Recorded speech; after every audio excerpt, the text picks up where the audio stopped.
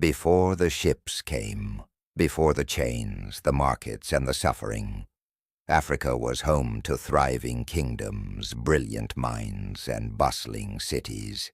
This is the Africa they didn't teach you in school. The Africa that stood strong long before the transatlantic slave trade began. This is rooted Africa, and today we journey back to rediscover the kingdoms they never told you about. Africa is not a single story. Long before European ships arrived on its shores, the continent was a tapestry of empires, city-states, and cultures, each with its own systems of governance, trade, spirituality, and education. From the sands of the Sahara to the lush rainforests and the bustling coasts, Africans built civilizations that were deeply connected through trade routes stretching thousands of kilometers. The trans-Saharan trade linked North and West Africa, exchanging gold, salt, ivory, books, and knowledge. On the eastern coast, the Swahili city-states traded with Arabia, India, and China. These networks made Africa an economic and cultural powerhouse. The Mali Empire. The Mali Empire rose to fame in West Africa in the 13th century. It controlled vast gold mines, making it one of the richest empires in the world.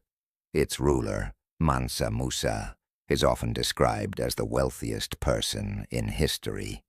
When he made his famous pilgrimage to Mecca, his generosity shook the economies of entire regions. Timbuktu became a center of learning, home to thousands of manuscripts and scholars, a hub of knowledge rivaling Europe's universities at the time. The Kingdom of Benin. In present-day Nigeria, the Kingdom of Benin thrived with advanced governance systems and breathtaking art.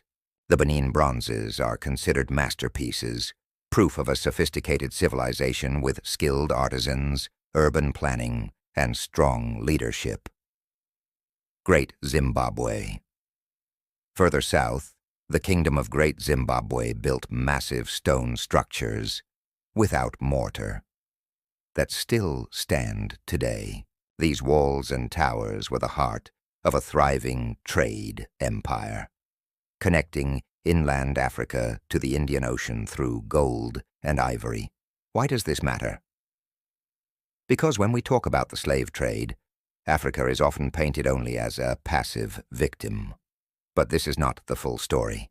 Africa was not an empty, helpless land waiting to be conquered.